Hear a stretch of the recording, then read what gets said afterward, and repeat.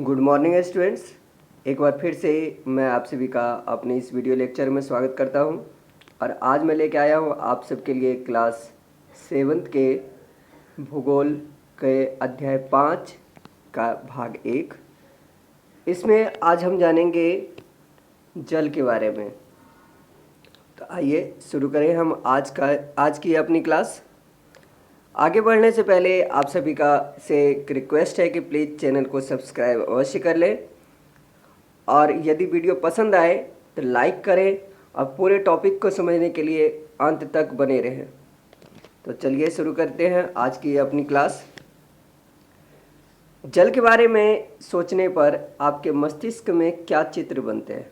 जैसे ही आप जल की बात करते हो तो आपके चित्र में हो सकता है कि नदी का दृश्य उभरता हो, जलप्रपात, वर्षा की रिमझिम, या नल के जल के बारे में आपको सोचने मन में विचार आता हो।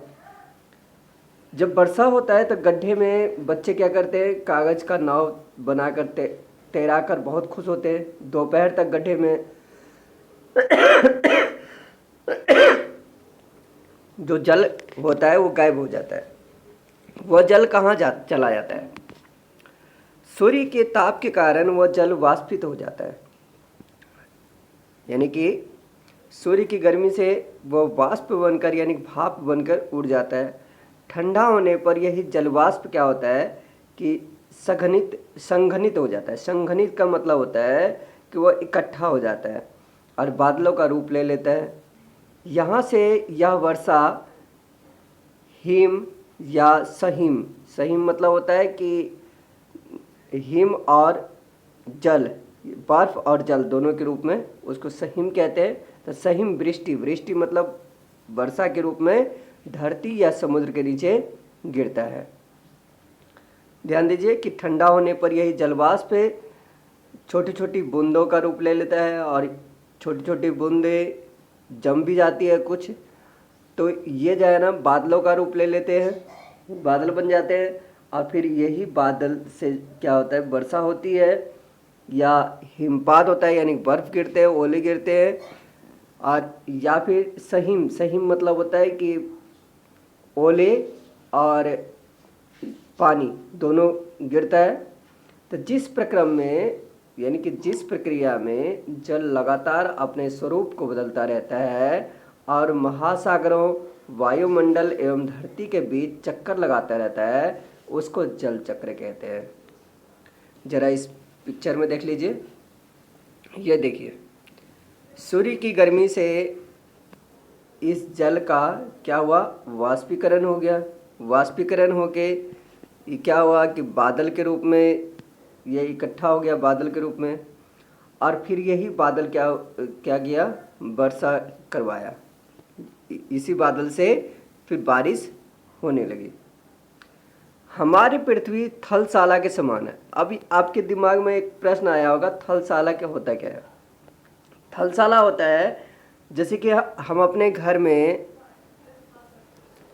घर में जैसे कि इतना बड़ा जो है ना घर में बनाते नहीं है, जिसमें कि पौधे वगैरह रखते हैं, गमले रखते हैं, तो इसको हम कहते हैं थलशाला। जो जल शताब्दियों पूर्व उपस्थित था वही आज भी मौजूद है। जिस जल का प्रयोग आज हम हरियाणा के खेत में सिंचाई के लिए कर रहे हैं, हो सकता है कि वह सैकड़ों वर्ष पहले अमेजन नदी में बहता हो। अलवण जल के मुख्य स्रोत क्या है? नदी, ताल यानी कि तालाब, सोते यानी कि झरना, और हिमनद बर्फ की नदियाँ हैं। महासागरों एवं समुद्रों का जल लवणीय यानी कि नमकीन जल है, खारा जल है। इसमें अधिकांश नमक सोडियम क्लोराइड, जो कि या खाने में उपयोग किया जाने वाला नमक होता है, यानी कि अधिकतर सोडियम क्लोराइड इसमें होता है, जो कि हम लोग खाने के रूप में प्रयोग करते हैं। अब जरा इसमें देख लीजिए, ये मुख्य प्रमुख समुद्र, झीलें और नदियाँ इसमें दिखाई गई है। अब इधर से ही हम लोग बात करते हैं। ऑस्ट्रेलिया में एक महत्वपूर्ण नदी है जिसका नाम है डार्लिंग, यानी कि डार्लिंग नदी भी इसको कहते हैं। ये देखिए, एक महत्वपूर्ण नदी है डार्लिंग नदी। और ऑस्ट्रेलिया के पूरब में एक सागर है जिसका नाम है कोरल सागर। और यहाँ पे ये चीन है, चीन का के दक्षिण में दक्षिण चीन सागर है और पूरब में पूर्वी चीन सागर है। और इधर भारत के की बात करें तो भारत के पूरब में बंगाल की खाड़ी है और पश्चिम में अरब सागर है। जबकि भारत में जो मैदान बनाने वाली दो नदियां हैं, ब्रह्मपुत्र की नदी, गंगा नदी, और चीन की एक महत्वपूर्ण नदी है जिसका नाम है हुआंगहो। और एशिया और यूरोप के बीच में एक सागर है जिसको कैस्पियन सागर कहते हैं। और यूरोप के जैन देशों के बीच में एक सागर है जिसको काला सागर के नाम से जाना जाता है। अफ्रीका और यूरोप के बीच में एक सागर है जिसको भूमध्य सागर के नाम से जाना जाता है। और अफ्रीका और एशिया के बीच में एक बहुत ही छोटा सा सागर है जिसको लाल सागर के नाम से हम लोग जानते हैं। इसके बाद इधर की अगर बात करें तो यहाँ पे ये देखिए दक्षिणी अटलांटिक महासागर का क्षेत्र है, ये उत्तरी अटलांटिक महासागर है। और उत्तरी अमेरिका में मुख्य रूप से 5 झील है, ग्रेट बियर झील, ग्रेट स्लेव झील, विनिपेग झील और सुपीरियर झील, ह्यूरन झील। ये 5 मुख्य झील है। उत्तरी अमेरिका और दक्षिण अमेरिका के बीच में कैरिबियन सागर है। और दुनिया की सबसे लंबी नदी जो कि दक्षिण अमेरिका में है वो है अमेजन नदी। तो इस तरीके से हमने इसके बारे में जाना। अब आगे हम जानते हैं, देखिए एक फैक्ट जानते हैं, यानी कि जानकारी का लेवल बढ़ाते हैं कि लवणता क्या होता है। कि 100 ग्राम जल में मौजूद नमक की मात्रा को लवणता कहते हैं। महासागर की औसत लवणता 35 ग्राम भाग प्रति 1000 ग्राम होता है। यानी कि कह सकते हो 35 भाग, 1000 भाग अगर करोगे तो उसमें 35 भाग नॉर्मली होता है। यानी कि लगभग कह सकते हो कि कभी कभी तो ये 340 ग्राम तक होता है प्रति लीटर। अब जल के वितरण की बात करें, यानी कि अगर जल जो है तो वो जल किस प्रकार से वितरित है। हम सभी जानते हैं कि पृथ्वी की सतह का 3/4 भाग जल से ढका हुआ है। यदि धरती पर थल की अपेक्षा जल अधिक है तो अनेक देशों में जल की कमी का सामना क्यों करना पड़ता है।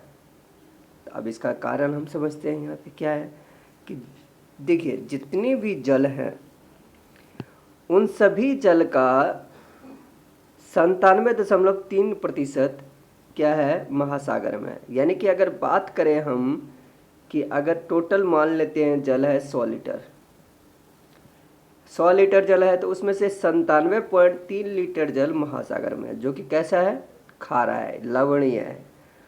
और बर्फ के चादर के रूप में, बर्फ छत्रक के रूप में है 2.0 यानी कि 2%, यानी कि 100 में से 2 लीटर।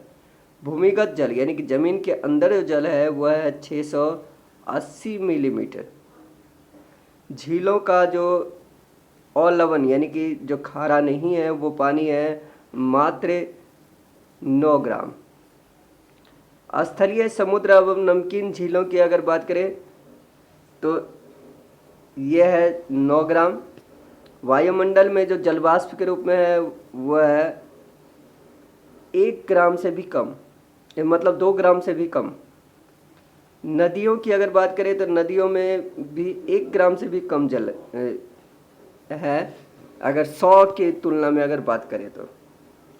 इस प्रकार से जो पीने लायक जल होता है वो हमारा मुख्य रूप से यही होता है, ठीक है।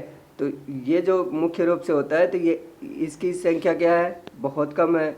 भूमिगत जल भी हम लोग यूज करते हैं। अब जैसे कि देखिए यहाँ अगर मान लेते हैं कि कुल जो है ना अलवण जल है 12 चम्मच, तो 12 चम्मच किस तरीके से है, तो उसमें से 9 चम्मच जो है ना बर्फ़ के चादर के रूप में है, 2 चम्मच जो है ना अंडरग्राउंड वाटर के रूप में है, आधा चम्मच और लवण जल की झीलों के रूप में झीलों में है और 1 बूंद नदियों में है। तो इस तरीके से ये इसका वितरण है। जीवन के लिए जल अत्यधिक आवश्यक है। प्यासे होने पर केवल जल ही हमारी प्यास बुझा सकता है।